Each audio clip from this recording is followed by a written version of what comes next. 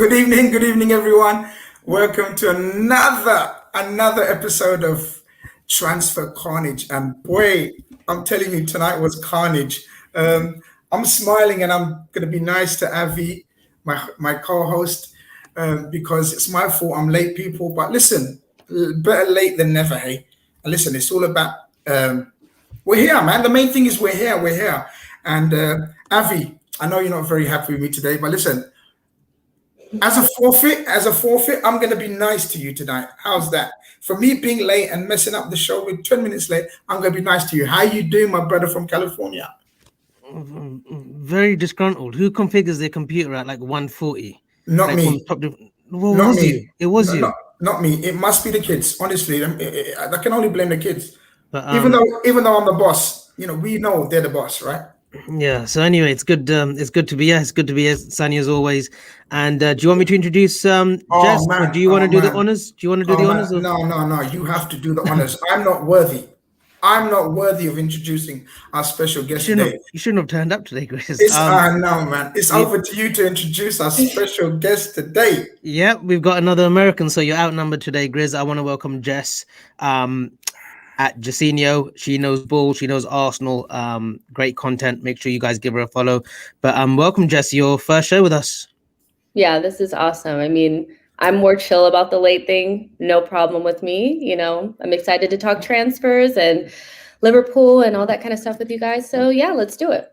Absolutely. Listen, as I was telling you off air while you guys were going mad and panicking, and there was me relaxed and all calm and switching wires. This is the nature of the game we're in, man. And this is what makes it all fun. Because, look, at the end of the day, we're not Match of the Day. We're not Sky Sports. We're not BN Sports. We're reps of our clubs, and we love our clubs, and we like to chat football in a relaxed environment. And there's nothing wrong with, things going haywire a bit. But listen, Jesse, we got you in today. And it's, what? It's Jess. It's Jess. We refer to her as Jess, not Jesse. Yeah? Please. I'm sorry. Thank you.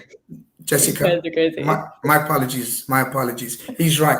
I get carried away with the names sometimes. So listen, feel free to correct me when I'm wrong, because I'm wrong often. But listen, it's amazing timing we got you on today, because I wanted to touch upon your club's transfer plans. And looks like you guys are serious this window. But it always seems like you're serious at the start, and then it kind of drags on. But this time, the news, I don't know if you've been up to, caught up with it, but there's news of a breaking news of a bid from Everton for Ben White, which seemed to be a player that you guys have secured. Your thoughts on that, Jessica? Well, I'm pretty calm. I mean, I'm very calm. I just think there's several ways to think about this. We all know that when a club wants something different, in terms of terms for a deal, sometimes they'll go to, media outlets and start to make a fuss to try to force, the club that they're in talks with to pay up. And that's what it feels like to me. It very much feels like we want more money up front. We want 50 instead of 45 plus 5. And Arsenal is not really budging. And also Ben White is in the Euro, so there's still some time to negotiate. Maybe Everton has made an inquiry. It's kind of a little bit weird. They have Ben Godfrey. I think they spent about 40 million on Ben Godfrey, who already kind of plays in that position. Yep. So it feels a little bit weird that they'd be interested in Ben White. So for me, it's just this kind of paper talk trying to force Arsenal's hand to go ahead and pay that extra 5 million and more up front. But then also, if there is an aspect of Ben White, okay, I want to go to Everton because they seem serious about me because they're moving quick, then go. We can spend that 50 million somewhere else. We have Saliba. So if you don't want to come, then we'll live with it. That's kind of how I think about it. But I think this deal is pretty much done. We're just haggling over last minute details, and we'll see after the Euros what happens. He may be an Everton player. He may be an Arsenal player. But either way, I think we're good. Yeah, so I totally understand where you're coming from. You're right. Absolutely. It's a time where there's a lot of mind games, as you said, with clubs trying to sort of negotiate and get the upper hand in terms of who looks the stronger in the negotiations type of thing. Before I ask Avi about the situation and what he makes of it, what's your thoughts on Ben White himself? as a player, with his value. I mean, I know Liverpool were interested in him quite significantly, but we weren't prepared to pay anything like 50 million for him. We were sort of more looking 30 million for him. You guys have gone in on the deep end and thought, let's put the money on the table and see what it's all about. What's your thoughts on the player, and if you think the values? Just 1 second, Chris. Just 1 second. I'm just going to add Mike from Blue Boys Network. Sorry, guys. It's a bit of a mayhem show today, but we've got Mike on, so I'm just going to add Mike as well to the stream. And then, Jess, if you want to continue with the Ben White stuff. Sure. Mike, how's it going, mate? Oh, good, peeps. Thanks for having me on. I really appreciate it. How are you, Grizz? How are you, Avy? And it's lovely to meet you, Jess. Nice no problem. Pleasure to meet you, Mikey's. It's a bit of a carnage today, but listen, that's what it's about. I know you've had... First, I want to ask: is your pops okay? Everything okay with the pops? Yeah. Right?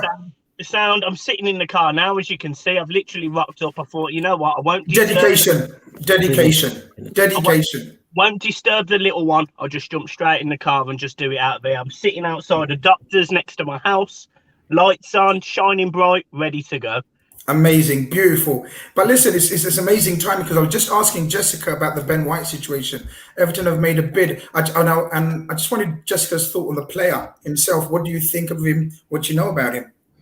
I think he's a good player. I don't think any of us are under the illusion that he's worth 50 million, 55 million. We know that that's just, I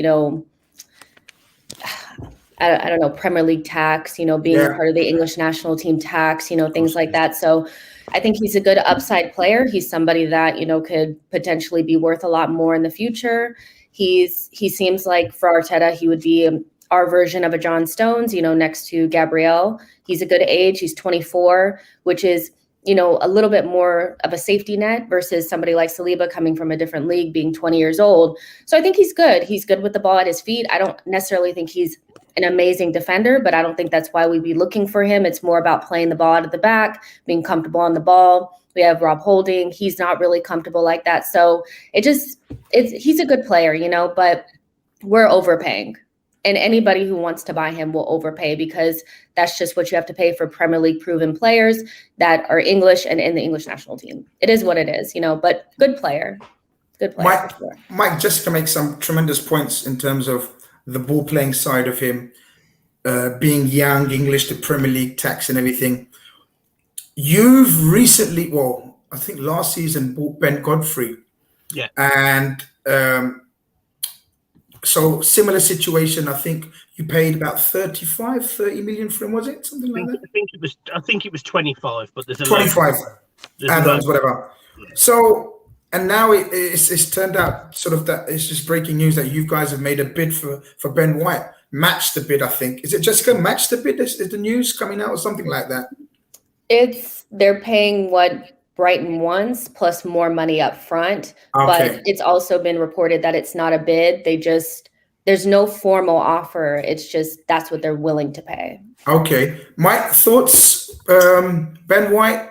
I tell you what, it's mad to be an Everton fan at the minute. From an Everton fan perspective, obviously, I was worried about financial fair play with ourselves. To be honest, it looks like we're going to be another window where we're going to spend a lot of money, and we've still got this very aging dead squad in front of our centre back. So I was a little bit surprised when I read that Everton were prepared to pay 50 million for Ben White. However, I kind of think it is paper talk. I kind of think it's just a way of getting Arsenal to pull the trigger a little bit more. That's exactly what Jess said. Yeah, it's very very easy to compare Everton and Arsenal. I'm not saying Everton are as big as Arsenal. I'm not saying that. But both clubs are very much in a transition period. Everton are trying, as we already know, failed last season to break into that top six.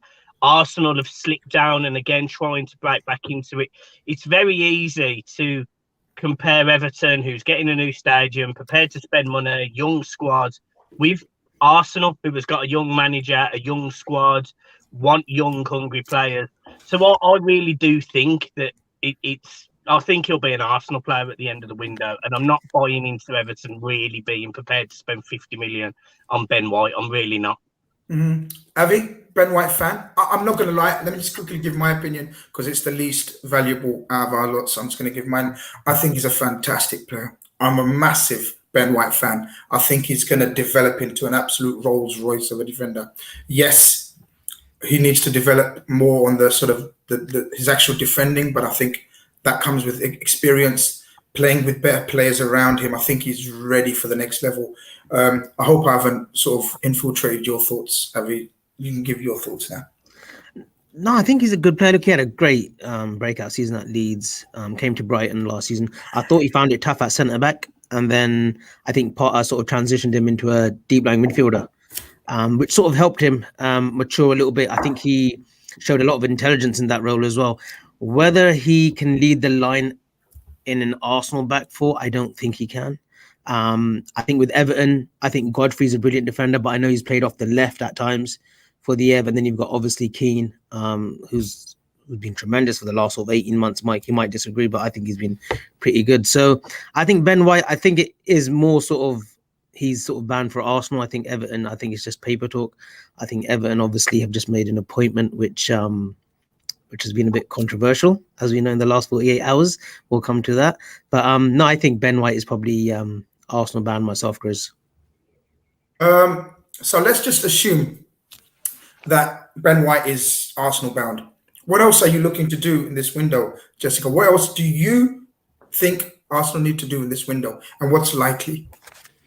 Well, what I like is that we're filling gaps in the squad from there's players or positions that we didn't have covered that we're actually doing already. So we brought in Tavares from Benfica, who's going to be a backup left back. Lakanga, who's going to be like a midfield rotational option that's very similar to Thomas Partey, but young with high upside. And then you're going to bring in a right-sided center back in Ben White, who will hopefully be, swapping time with Saliba. So those are good things, but let's not get it twisted. We still need a starting central midfielder, whoever's going to replace Granit Xhaka. And then we're probably going to need something of a creative midfielder, whether that person plays off of the left like an Awa, or they play through the middle as a number 10 like Odegaard or James Maddison or something like that. Not saying I'm getting these players, but something like that. That's what we need to do. I think we can avoid striker altogether. We have Aubameyang, Lacazette, Balogun, and Nketiah. All these guys are still here, Martinelli. So yeah, creative midfielder, central midfielder still need to get done, but a good start. And you guys have said that we usually start off pretty fast and then things kind of taper off. This is the first time that I've actually seen us really, really get things done early. So I think that's a good sign. Just on that quickly, and then we'll sort of swiftly move on. But just a quick one on Granit Xhaka. I know he dyed his hair for the Euros. He's gone all blonde, but he looks like a brand new player. Does that frustrate you as an Arsenal fan? Because you know that he's got it in him. And to be fair, he has played games where he has performed really well, but it's just finding that consistency with him, because he looks like he's been amazing against France. He was everywhere. He was pinging passes, 40, 50 crisp passes on the pitch. He was probably the best sort of midfielder on show. Pogba played well, don't get me wrong, but Pogba's Pogba, with a little jig and a dance. But I thought Granit Xhaka he was boss against France. I mean, for me, it's a little bit more frustrating in terms of I don't think he's been holding back from us. And this is like a performance that he's been holding from the Arsenal fan base.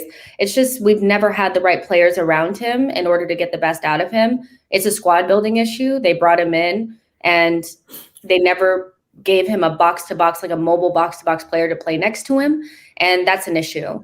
The first time that we seen him play really well for Arsenal was with Thomas Partey. So it's not like we haven't seen this. I mean, we've had a bad season, so it's harder to see. But we know Granit needs to be playing next to somebody with a little bit more mobility. We've never done that. He's been playing next to Torreira and Ceballos, and that's just not the right thing. So it's a squad building issue, but it's still time for him to move on. We need something different in that midfield. So I hope he gets his move to Roma and we make a little bit of money and we can kind of shift around the midfield. But for me, I felt a little bit just more happy for him that people can see that and validated in kind of like my feelings about how he's not as bad as people make him out to seem. It's just the fan base. Once we get on somebody, we just keep piling on. Yeah, absolutely. No. Listen, near enough every fan base does that. When a player becomes not so favorite anymore, all it takes is one bad move, and then every move of his is scrutinized more than it should be. So even though Xhaka will have good games, his bad points will always be lurking in the back of people's thoughts and minds. Like, he's the same guy that chopped the captaincy ban. I don't know if he chucked it, but he placed it on the floor, whatever. You know, there was a big uproar about that. But I'm with Avi. I thought he was fantastic. I thought, but look, again, you know your club better, but I would have thought, I'm in agreement that, yeah, you need the money to sort of finance other deals, as you said. I'm surprised you didn't say striker. I'm surprised you're happy with the strikers that you've got, because I know you mentioned Aubameyang, but he just doesn't like playing through the middle, does he? He likes to come in off the left. But you're saying you'd rather him go through centrally? Is that what you're trying to say? He actually prefers to play through the center. It just, the difference is that as a center forward at Arsenal, because we don't have a lot of creativity, our center forward has to build up and they have to come a little bit deeper, and he'd rather play off of the shoulder and just run in behind. So until we're able to have more creative players in behind him, it's a little bit more difficult, but I think we'll solve that over the summer. Ultimately, though, we're not going to be able to address every single position. Exactly, and I think striker is going to be the one that we just miss out on, and maybe have to figure it out later. Exactly. Okay, Mikey, we've got to address the elephant in the room. Amazing week, I'd say, or a couple of weeks since the rumors started happening. You've just appointed a Liverpool legend. Careful, Grizz. Careful with that word. Look, I don't care what people say. He's a legend of Liverpool Football Club. We'll come on to what we think as Liverpool fans, and it'll be very. I'll be curious to see what Jessica thinks as a neutral. But Mikey, talk me through when the rumor first came and you thought, this can't be real, and then the emotions through it, and then when he's appointed, how do you feel now? Is it different from when the rumors came out? Do you feel differently now that it's happened? Talk to me. It's difficult for me because again, I was one of, I would say, the minority of Everton fans. Actually, I didn't have a problem with Everton appointing Benitez. I didn't have an issue. I understand Everton fans have fumed, like they have been livid. I mean, there's been banners, there's been all sorts of horrible things written about Benitez, and to be honest, it's sort of disappointing to see that from my perspective, because I just don't think some of the things that were written needed to be so personal against him. You know, trying to put banners in and around his house, it was just madness. But I do understand Everton fans' frustrations. Like, he is a Liverpool legend. You know, we won a Champions League with you in 2005. You come back from 3-0 down with some fantastic substitutions on his behalf, and you won a very tough game against Carlo Ancelotti. So the last two Everton managers were in that final. That's what's mad. Everton have got two managers who have won the Champions League, who have sort of transcended each other. So for me, yeah, when the rumours first come out, I wasn't against it. I actually put money on it. And won money on that bet. Did that pay for the wedding, Mike? Not quite. Oh my God! First of all, I know, apologies. Grizz. You're so disrespectful, Grizz. Absolute apologies, Mike. Oh my God, how dare I? Do you know what? It's been that kind of day. I'm all over the place. Congratulations. We saw the amazing pictures. My God, are you punching? But that's a different story. You know, absolute congratulations to you and your other half as well. Sorry. Yeah, no, cheers, man. I appreciate it. And yeah, I am punching. But now I think it's sort of, if you take the Liverpool element out of Rafa Benitez, he's been successful at Chelsea. He's been successful at Valencia. All right, we might argue with Newcastle, but he did a good job at Newcastle. You know, we got them promoted with a very poor side. He's not done a bad job anywhere, and he's still got a very good reputation and name in world football. Maybe he isn't the Rafa Benitez of 15 years ago. Maybe he isn't, but please. But what he is is someone who's still got enough of a name to still bring in and attract some of these players that Everton want to attract. You know, Everton on paper at this moment in time are a complete mess. You know, they are. Carlo Ancelotti's left. You don't know what's happening with James Rodriguez, Richarlison, Allen, Dominic Calvert-Lewin's been linked with Arsenal. You know, we don't know where we are. So to bring in a manager like Rafa Benitez, who knows the Premier League, who is an established name, who is stable, I think we've done a better job than what Spurs have with Nuno. I'd rather pick an established Premier League proven manager who has a big name and manage big teams than, yes, Nuno did a good job, but he's not managed at the top level. And if Everton want to get to the top level, then they need to get a top level proven manager. And although it was a long time ago, at least he's been there. At least he's done it. So I was cool with it, but I would say 90% of the Everton fan base was against it. And it was fucking brutal. But what they should have done is pointed the finger at the board. You know, Benitez come out and said, look, I'm happy to join your club. I want to join your club. I'll do well for the city. I love the city. Supports cancer charities, supports, you know, children who don't have anything. He does so much for Liverpool as a city. It doesn't make sense to hate him, irrespective of what he said 13 years ago. You know, he made a comment that Everton was a small club when Everton were fifth in the league. And I think Liverpool were fourth at the time. It was 13 years ago. I'll let it slide. David Moyes called Suarez a diver. You know, we've disrespected Liverpool over the years. Absolutely. There's no coach that doesn't disrespect another neighbor or rival at some stage in his career. It's like, you know, that's what coaches do. It's all part of the setup, the mind games, to get sort of one side motivated over others. You know, yeah, exactly. So I sort of just get on with it. The comment was made a long time ago, and whether Everton fans like him or not, I appreciate their opinion. They're more than entitled to it. We all are entitled to our own opinion. But for me, I'm cool with it, and I wish him well, and I hope we do succeed.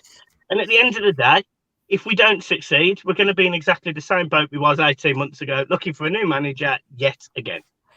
Avi, I know you want to dive into sort of your thoughts, but I just want to get your thoughts about Rafa from the Liverpool perspective. When you first heard the rumours and you thought, nah, Rafa's not going to take this, but then he takes it. Does it diminish his legacy in any way whatsoever? Is there, you know, just give me your thoughts, man. Talk to me as well. Grizz,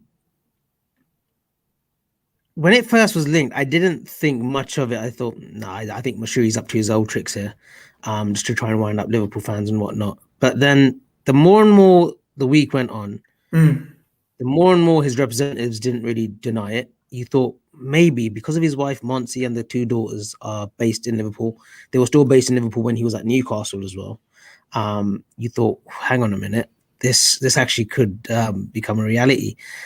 And then obviously, pretty much last week, before the confirmation, it was sort of, certain that he was going to become Everton manager.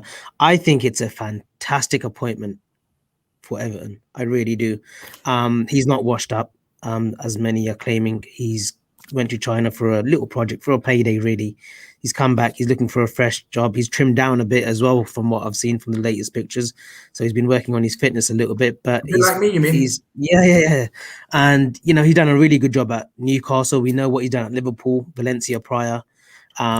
Done a really good job at Napoli. So he's managed some tough clubs with some tough owners. Laurinaitis at Napoli. He had the two clowns that, you know, were managing, which were custodians for our football club prior to FSG. So he's worked with tough. Mike Ashley. You know, so he's worked with tough owners. He's worked at Madrid. He had a stint at Madrid where they didn't even want him, but he still took that job on. Albeit for a short while, but I think it was bigger than that because he had big personalities in that squad. We won't say who.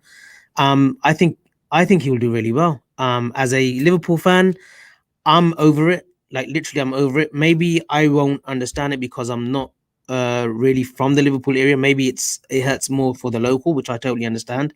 But for me, it's, you know, he managed us from a period of 2005 to 2010. gave us some great years, 2 European Cup finals, an FA Cup, nearly won the league in 08-09. So for me, it's, you know, I wish him well. Obviously, I don't want him to succeed at Everton. I think Mike, you know, no disrespect to you, but I don't, if he gets you guys relegated, even better. But no, I can see him getting maybe a top 7 finish next season and then consolidating from there. I think he'll bring silverware, to be honest, whether it's a League Cup or an FA Cup. I think he will deliver. Just from the outside, if for example, like, I think from my experience with Arsenal fans, I think about 70% wanted Arteta gone at the end of the season. If that happened and you was in a position where Nuno, who's just taken the Spurs job, and Rafa came on the market, what would your thoughts be as who you'd like to take over Arteta? Those are the only 2 options. There's nothing else. Unfortunately, yeah. You come on. You know, beggars can't be choosers. I'm not calling Arsenal beggars, but I'm not far off. Yeah, I don't think that's a really tough one. I asked the tough questions here. I mean, I guess you take Rafa Benitez because you knew that he has experience, but at the same time, he doesn't really strike me as a project manager for me. Like, I think he's more of a higher, like maybe a better version of Sam Allardyce in terms of his fixer ability. Like, he can come in and do a job quickly, and Arsenal is a long-term project, you know. So, but I think he would be the easiest to get the fans to back, you know, because Nuno, for me, I don't really understand that one at all. So I would say Benitez, you know, that'd probably be the better option if I had to choose. Just a question, just for me. When Wenger left, you got in Unai Emery. If you had the choice at that point, I think Benitez was coming off a top 3 finish at Napoli. I think they won the Coppa Italia that season as well. Would you have taken Benitez over Emery at that specific moment? Or would you have gone with the younger sort of Spanish manager up and coming? I mean, again, you're giving me 2 options that I'd prefer neither, but I'd probably take Benitez still. Okay. You know, it's just Unai Emery never made sense to me at all. You know, he failed at PSG. Arsenal is you know, whether people want to accept it or not, is still a very big club with a lot of pressure. Because, I mean, the person that follows Arsene Wenger needs to have just as much, you know, respect and a big personality. And he was very meek and a little bit of a yes man type. I know people think Arteta is, but no, Unai Emery definitely was a yes man. He definitely was getting puppeted around, you know. So Benitez probably still, but again, he's just not somebody that I would want at Arsenal in general. Grizz, just a question that's come in for you, Grizz, from the comments. Just a question, and then we'll go to Mike. It's a question, and I think it's aimed at you as well. So we obviously know there's montages and pictures of Rafa on flags and whatnot, the Kop end, Grizz.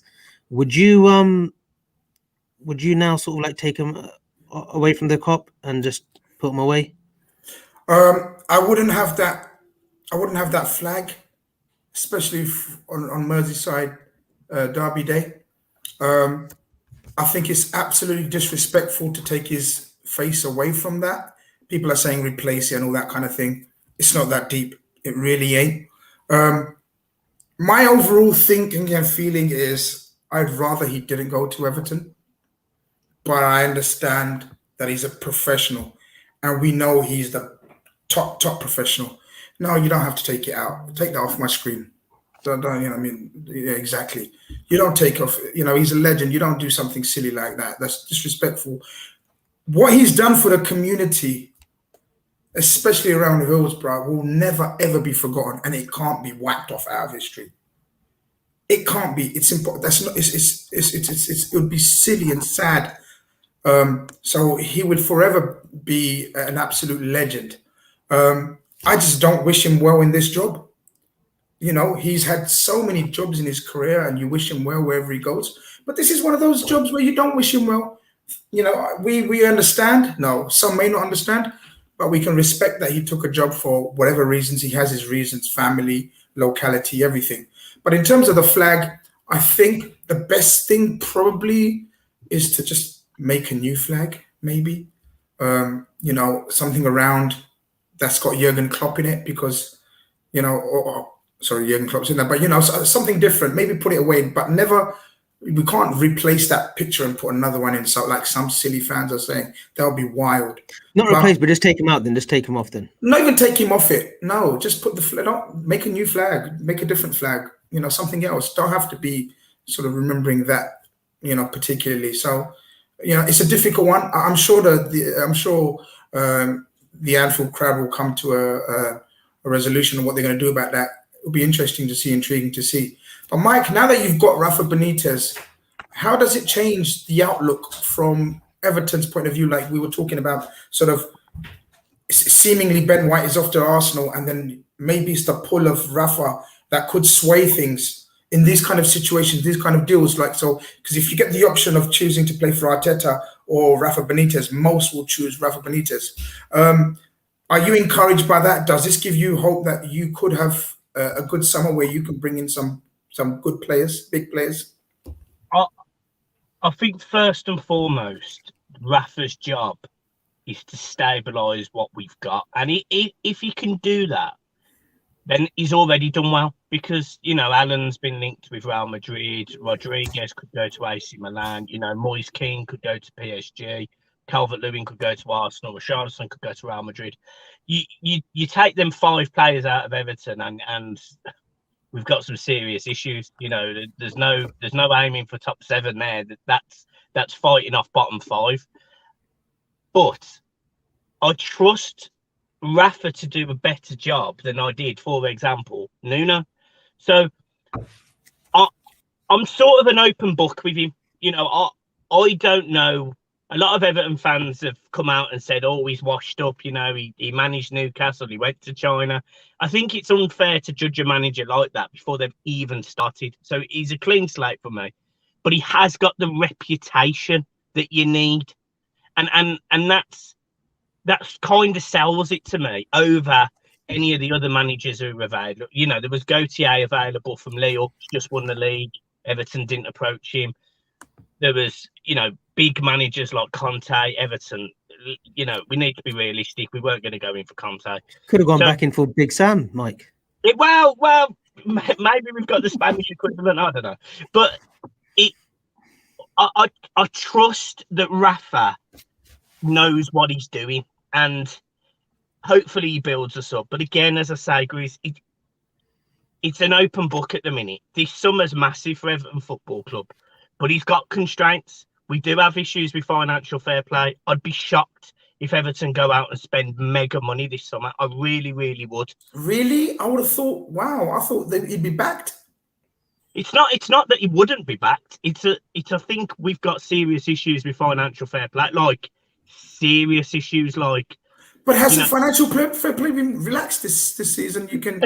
I think it's been relaxed, but not to the degree that Everton. I mean, Everton potentially are going to report a loss of 170 million this year. You're also building a huge stadium as well. That's going to make a huge difference. Like from experience, you stop spending money on transfers when you build a stadium. Spurs is going to have the exact same issue. It's probably why they couldn't bring in Conte, because you have to make those payments. Yeah, they've got Usman bankrolling them from the back and privately, isn't they? Really, we know that story.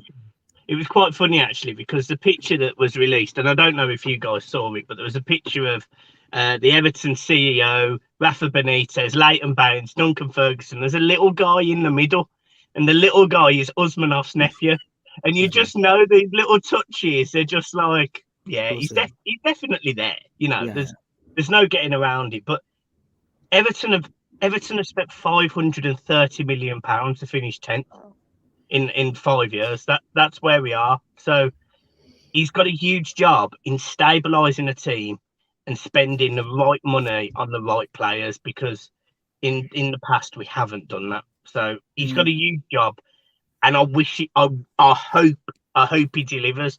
But if he doesn't, it's going to go very toxic very quickly at Goodison Park. Oh no, I can't wait for that part. That's my favorite part. I'm already looking forward to that part.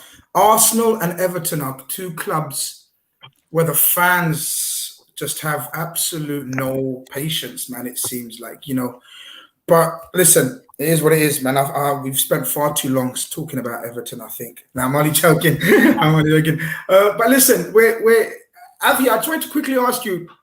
Just got a super chat in, Grizz. Shall I read it, or do you want to read it? Nah, you know, you're the one with a masterful English. Go for it. Thanks, from Asim Mahmood. Thanks for the super chat.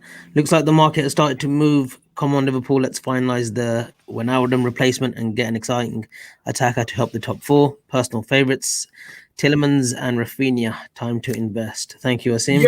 Yeah. I was going to say, we were talking we talk way too much to each other. But one of the topics that we spoke about in the WhatsApp group was about in terms of Euros coming to an end, and also a lot of clubs, a lot of teams sort of being knocked out, so the players becoming available.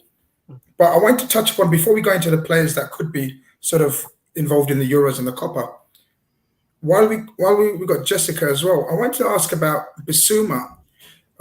Again, rumours about Bissouma with Liverpool originally, and then Arsenal being his favourite club.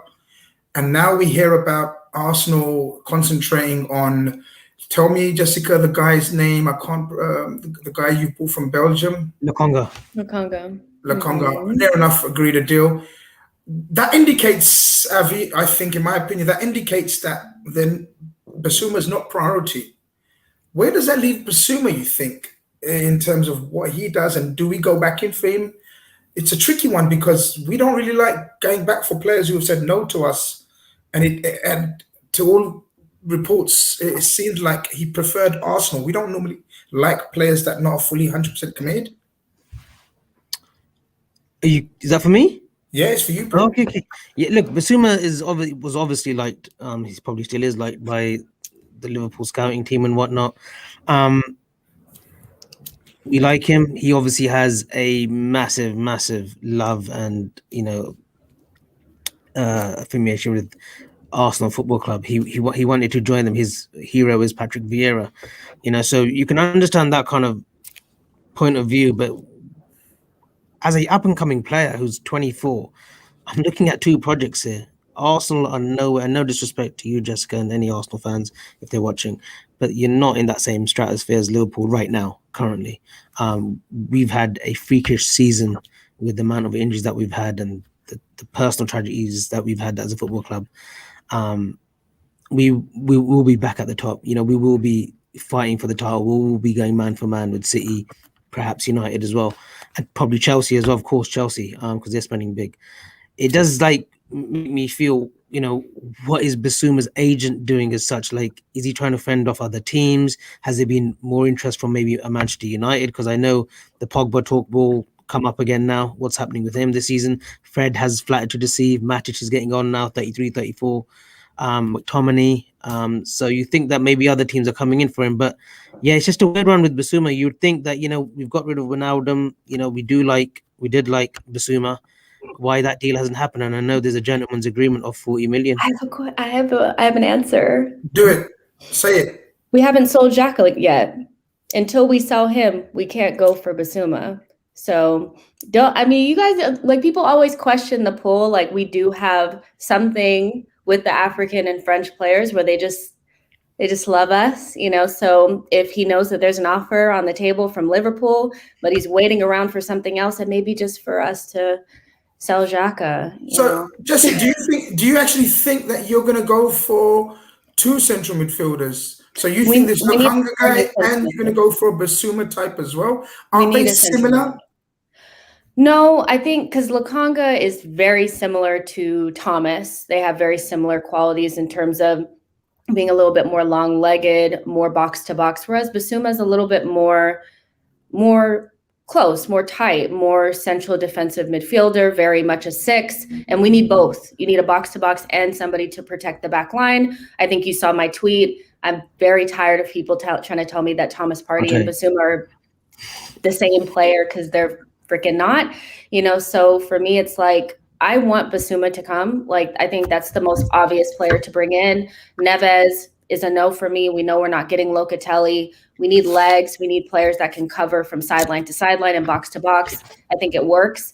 But again, if he knows that you guys are interested, but he's not quite ready to make that step to Liverpool. It might just be because he's hanging back to see what happens with us.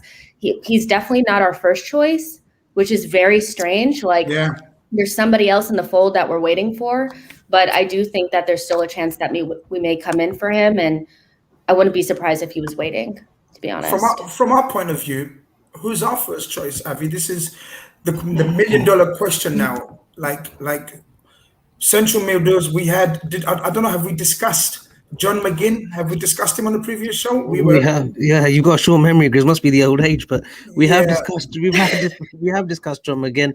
Look, you know who my first choice is. You know who I believe that we would be getting. That's Florian Neuhaus. Look, I'm happy to get egg on my face. Let me just stop you right there. There's a different. So Florian Neuhaus, not Neuhaus. It's not all right. Listen, I'm getting enough stick in the chat about Jesse and Jessica. Like, people are saying, what if we called you Grizzly? Like, I wouldn't mind, people. Like, me and Jessica have only met for 41 minutes, but we're cool. She's calm with me. She ain't got a problem with me calling her Jessie from time to time, because we roll like that. So just lay off, man.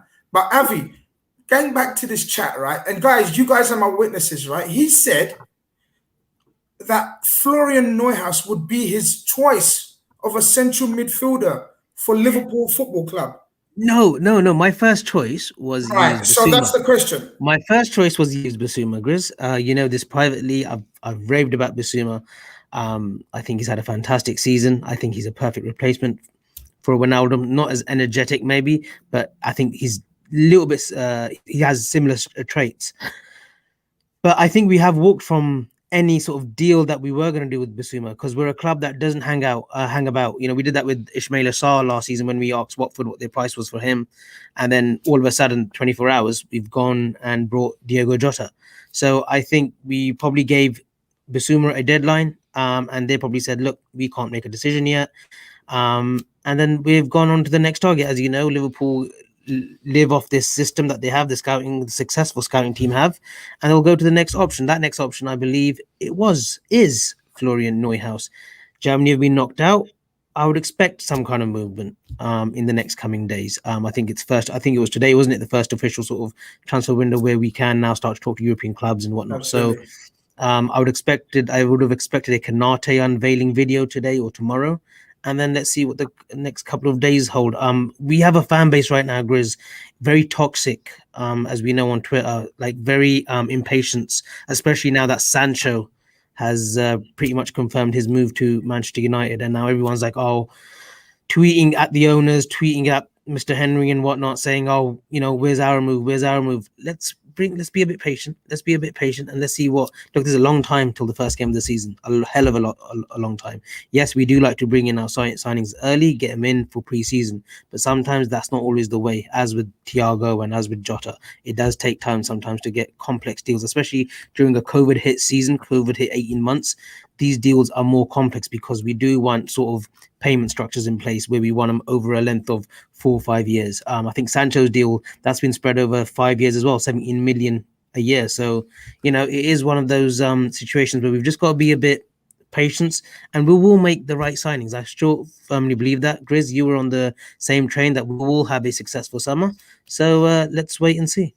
I'm going to let you bring up some comments, and we'll address a few comments while I ask Mike his opinion on what you've mentioned. So we'll come back to the Liverpool stuff for the final part of the show. So you make a note of some comments, Avi. Mike, Sancho, just, I guess, no horse in the race, neutral opinion. What do you think about that deal, the price, the player?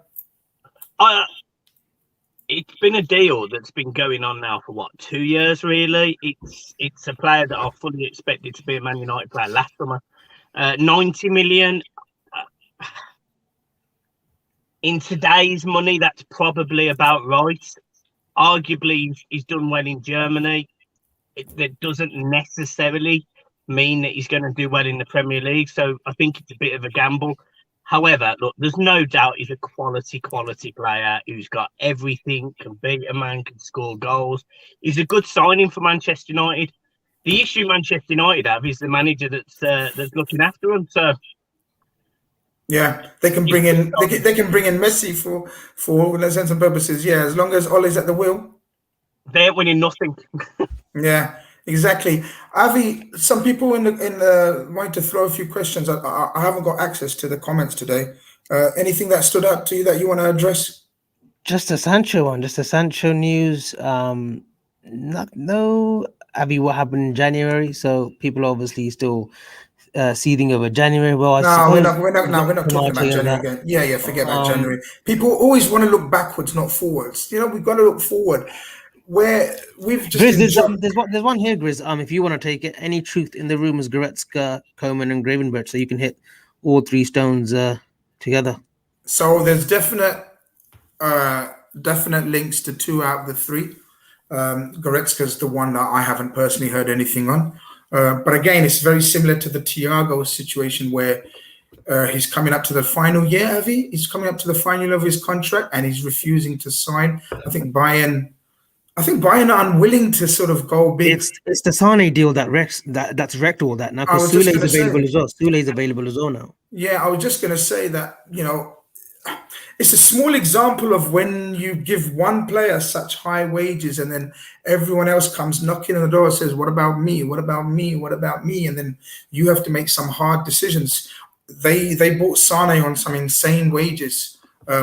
It's fair to say he hasn't fulfilled his potential. And I think Goretzka's probably going to end up staying at Bayern. I haven't heard any links to Liverpool directly. Obviously, from what the press are saying, I do know of interest in Coman, but I think again, very much like Jessica said about the Everton news coming out to sort of pressurize Arsenal to let's move. I think it's for our targets to sort of get going. I don't think Coman is someone that we go to sort of the price that they're looking for, which is around 80 to 90 million euros. And Gravenberch, I've said often, Gravenberch is the long-term project. Gravenberch, we earn for him, but Ajax don't want to release him this season. Ideally, one more season. So that's the situation with those names. Grizz, this has come up quite a bit as well from John Cutler. Any sales, Grizz? And I know we've mentioned this off air, but are we basically waiting to offload a few before we go sort of, okay, we'll grab him from Europe, we'll grab him? Is it because we've maybe stockpiled a lot of players who were on loan in the last sort of year and a half who will come back, and now we've just got to like get a price for them and just get rid of them, instead of like Harry Wilson, for example? I know we've recouped like 10 million in loans from him, but is it time to actually let him go now for a reasonable fee, whether it's 8 million or 9 million or 10 million, just to get him off our books? Grujic the same. Whether we like it or not, only Man City, Chelsea, and probably United don't have to worry about offloading players. So we've got Mike from Everton who mentioned about 5 players that are possibly wanting to go, or, if bids come in, you'd be struggling. Jessica had mentioned about Xhaka wanting to go, possibly others as well that, Reece, what's his name, the young kid? Reece, Bellerin, how many bids? Players. Villa making bids. So we're not immune to this, unfortunately. It's all part and parcel of football business. We're not in a position where we can disregard sales and just look at incoming. So we have to evaluate bids.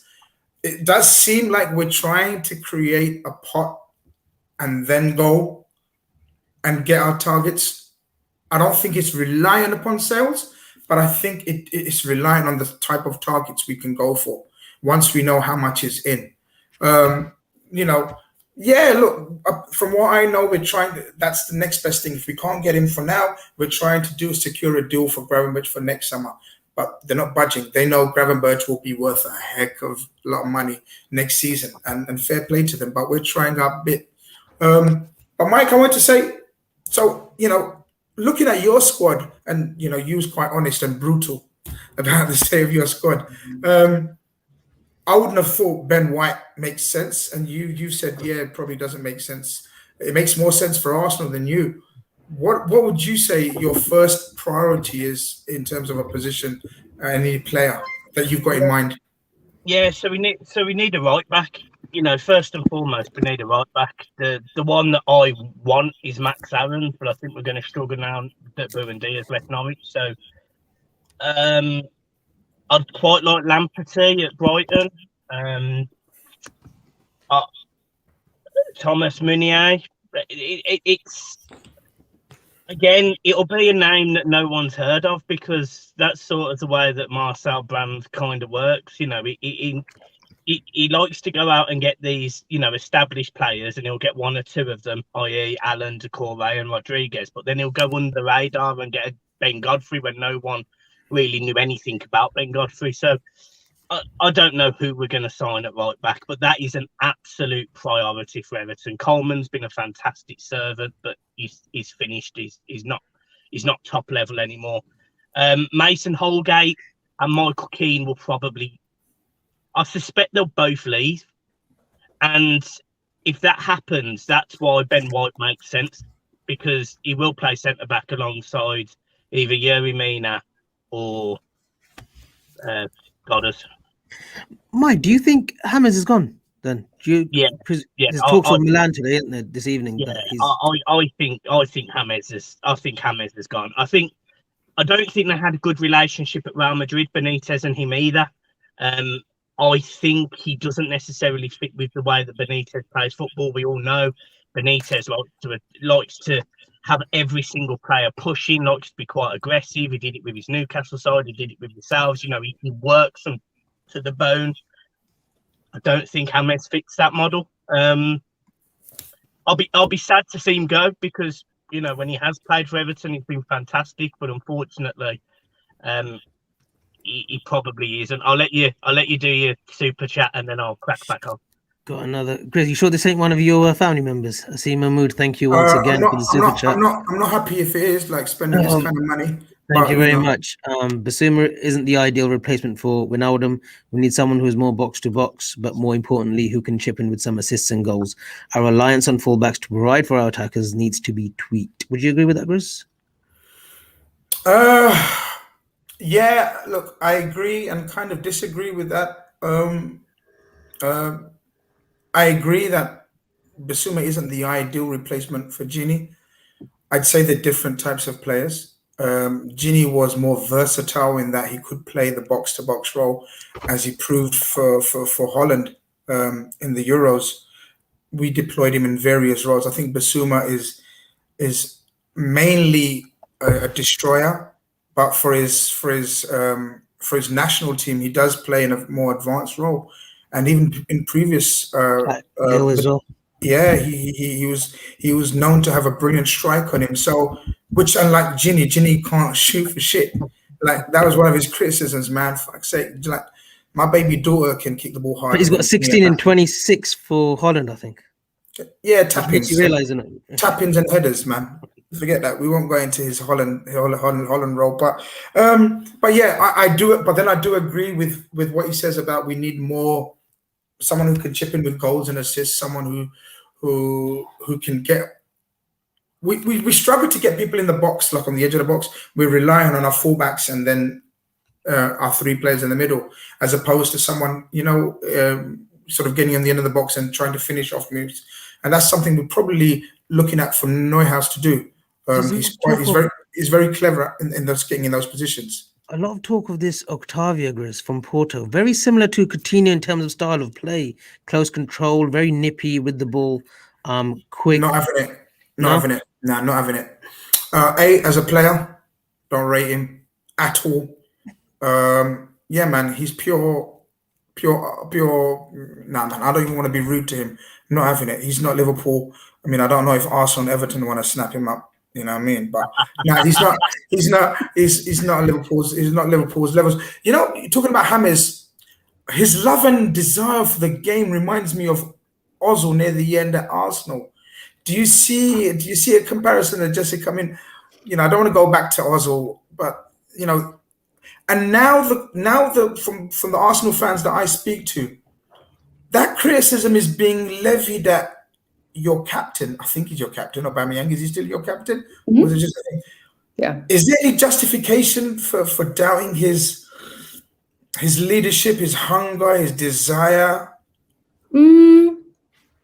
Well, just going back to the first point, do I see a similarity between James Rodriguez and Ozil? Yes, I think, but their journeys have been quite different. But I do think they've arrived at the same stop. You know, it's like, well, I've kind of won it all. I've done a lot, you know, and now I'm just kind of like on the tail end of my career. Where can I go and chill, do very little, and get a lot of money? You know, and it didn't really work out at Everton, so now he's trying to go to Milan. Is it right?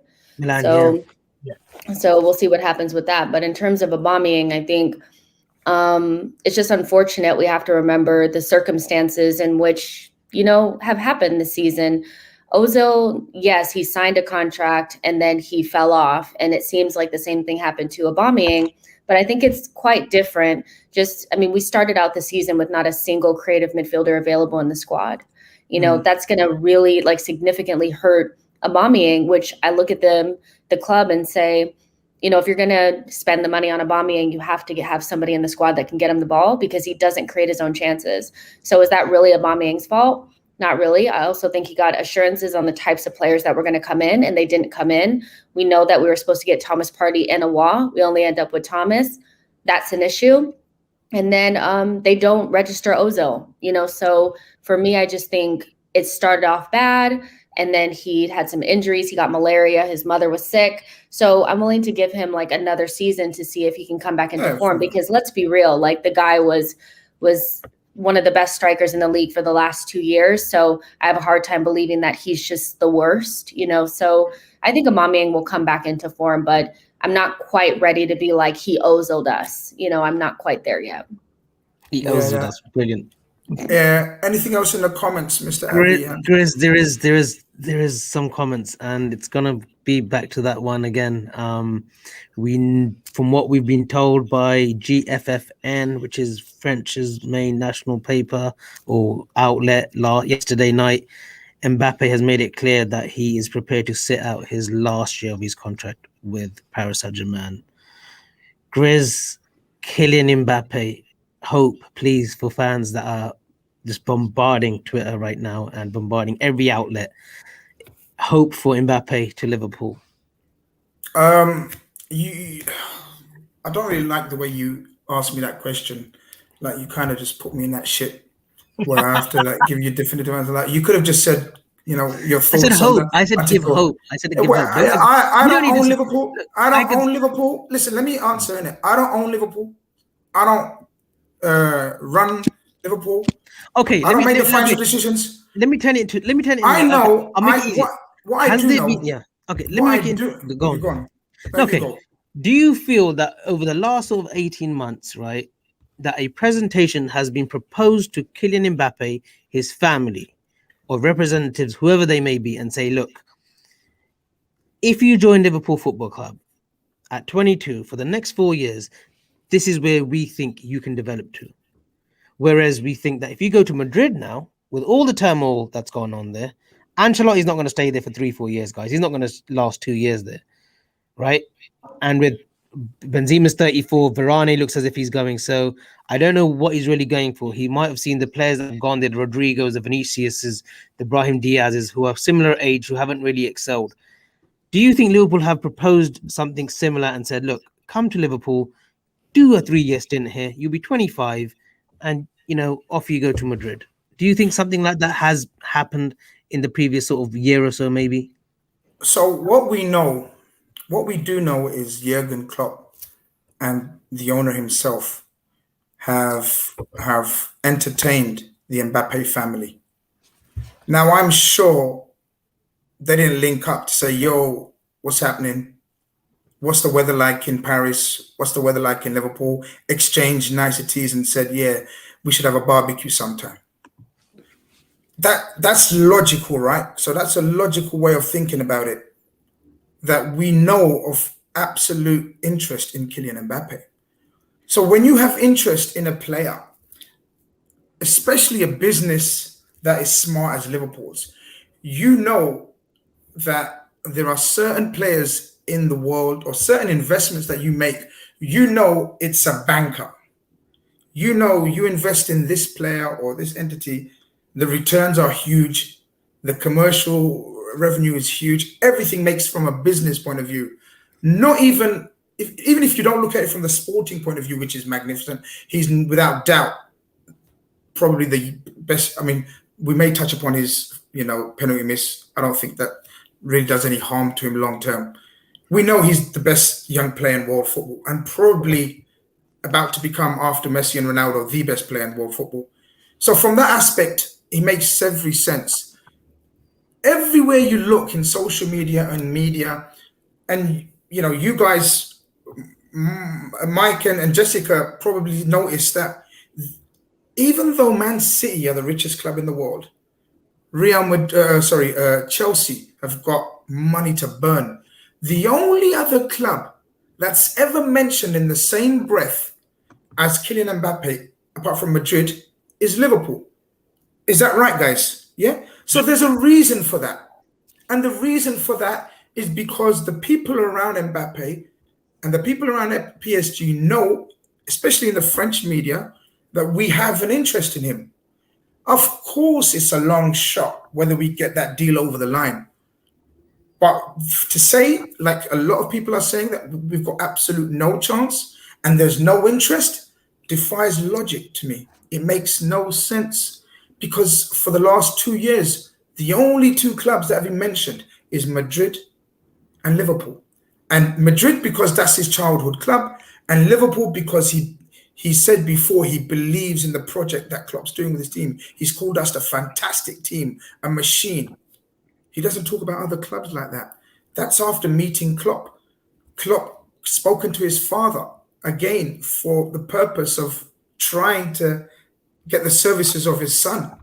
So look, as long as Kylian Mbappe hasn't signed for another club, for me, there's 100% hope. I keep that hope that we can do something with him. That's just my opinion. But guys, do you want to read out this?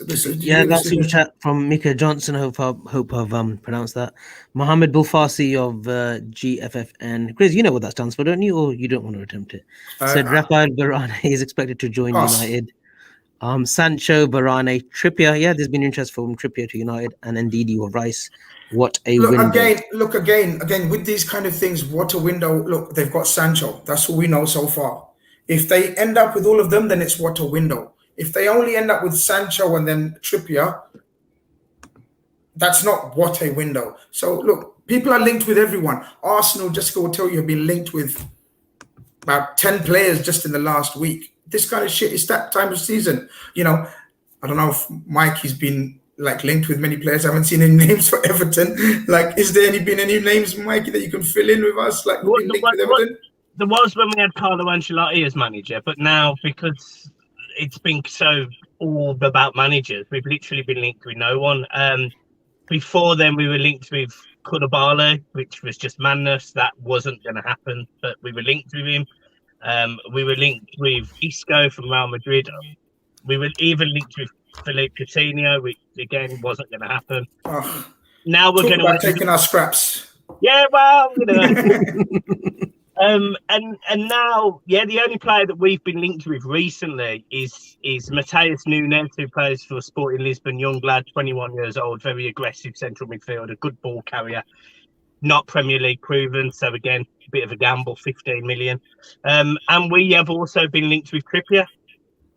Excellent. Southern Scouser makes a good point. He says, get ready for some random Spaniards, Duffy's, because that's what Benitez used to do. Exactly. Guys, time has flown, man, and that's what happens when you're having great chat. I hadn't even noticed the time has been. I did promise you guys it's going to be maximum an hour, but I hope you don't mind. We're going a bit over time. Jessica, it's been an absolute pleasure having you on, man. Hopefully we can do this again. Let the good people know where they can find you for more great content. Yeah, you guys can follow me on Twitter at @itchjacinho. It's right there on the screen. And I'm not sure, this is a Liverpool channel, so you guys probably don't care about Arsenal, but my channel is She Knows Arsenal. So if you want to pop over there and banter me, I know some Liverpool fans like to come over there and talk smack every once in a while. It's a good time, so you can follow me there as well. Bring it. Yeah, no, we know you can handle it now. So I'm going to join them myself, actually. I'm going to subscribe. And she definitely knows Arsenal. Mikey, again, thank you. I know it's been a bit turbulent the last couple of hours for you, but thank you so much for helping me out again tonight, man. No worries. Obviously, I mean, Avi, you already know you backed me when I had a bit of beef online the other month. So fair play to you, Grizz.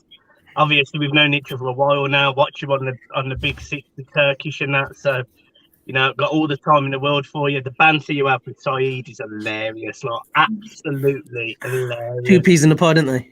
Two peas in the pod, innit? That's what it's about, man. That's what it's about. Listen, there's way too many serious people that take themselves too seriously on these platforms. Like, we're not Gary Linekers. Like, we're not the people that go to Match of the Day for that. We're giving you fans' perspectives from real fans' point of views. So, and real fans banter with each other, guys. Yeah. That's what we do. That's what rivalry is about. Tribalism. As long as it's respectful, always. I've always got time for it. But thank you once again, my main man Avi. I forgive you for being late. And all that. You're an absolute legend. What's happening? What's the plans for the week? Anything happening over the weekend?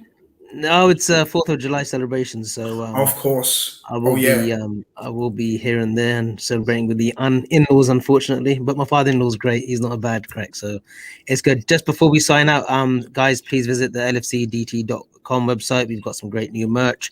Also, support the Sienna Steps.